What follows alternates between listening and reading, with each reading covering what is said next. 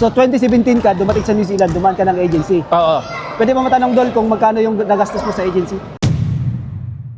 Galing akong Saudi Almare Company. So dumaan ka ng agency. Pero paano ka nakapasok ng bilang isang dairy farmer dito sa New Zealand? Direct. Okay Nag-apply. mga idol, kasama pala natin ngayon ang isang coach ng Don Tracos sa Timaro. Si Coach, anong pangalan mo Coach? Romar. Coach Romar, anong apelyido? Gisihan. Gisihan. Paliga last year, sila yung nag-champion. Dito naman, ibang liga din. So nakilala ko si Romar nung dito na. Napitikan ko kasi yung mga player niya, napagaling ng team nila, and siya yung nagko-coach. Sa pagkakarinig ko, Idol, marami na daw yung naging champion at ikaw yung coach. Ano yung ilang games na kayo nag-champion sa mga paliga? Sa Duntracos siguro nung akong nagko-coach sa Duntracos sa dalawa kasing team namin, junior at saka Duntracos. May junior din kayo? Oo, Duntracos junior okay, at saka Duntracos senior. Senior, oo.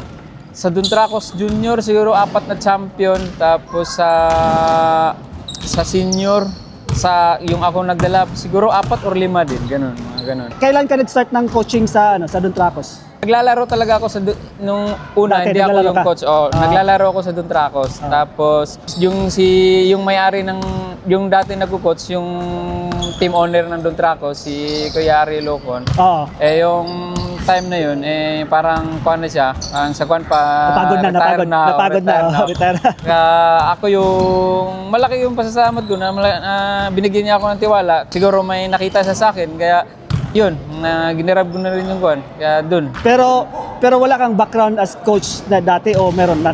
Sa Pilipinas, Nagko-coach ka na? nag-start talaga as a coaching dahil sa anak ko. Kasi yung anak ko naglalaro. 2022 ata. 2022. Okay. Nung anak ko, nagsisimulang maglaro. So yun, Doon ka nag-start ng coaching? doon ako. Bumuo ako ng team. Ang pangalan nun, New Generation. Yun na yung junior? Mga bata. So yun yung hinawakan ko kahit sa barangay. Sinasamahan ko sila nun maglaro. Yun. Ayos pala yung story ni Idol, no? Oo. Pero Idol, yung trabaho mo ngayon dito sa New Zealand, ano yung work mo dito ngayon? Dairy farm. Dairy farm din? Dairy farm. Okay. Kasi yung paliga ngayon, lahat dito, mga dairy farmer ito sa New Zealand, mga Idol. And isa din palang dairy farmer si Coach ng Don Tracos. And kailan ka pala dumating sa New Zealand, Don? Dumating ako dito year 2017. 2017? Oo. Tagal-tagal na rin. Tapos year 2020, lumipat akong Ireland. Nung kasagsagan ng COVID. Okay. Tapos bumalik na ako dito. Pero sa Pilipinas, anong work mo doon sa Pilipinas dati? Bago ako dumating dito, estudyante. Ano? Estudyante lang. Estudyante ka lang, hindi ka nag-work doon? Hindi. Wala kang ano doon? Pero bago ako dumating dito, nag-Almaray pa ako. Pero paano ka nakapasok ng bilang isang dairy farmer dito sa New Zealand? Direct. Nag-apply talaga kasi may direct hire. galing akong Saudi Almare Company. So dumaan ka ng agency? Dumaan ako agency. Dumaan ako sa proseso. So 2017 ka, dumating sa New Zealand, dumaan ka ng agency. Oo. Pwede ba matanong Dol kung magkano yung nagastos mo sa agency? 300,000? 300,000. Malaki din pala. Malaki. Magastos talaga yung pagpunta dito sa New Zealand. Pero dito ka na lahat nag-training, lahat ng mga sa dairy farm. Hindi, meron akong kasi yung Almaray dairy farm yun eh. Mas advanced yan eh.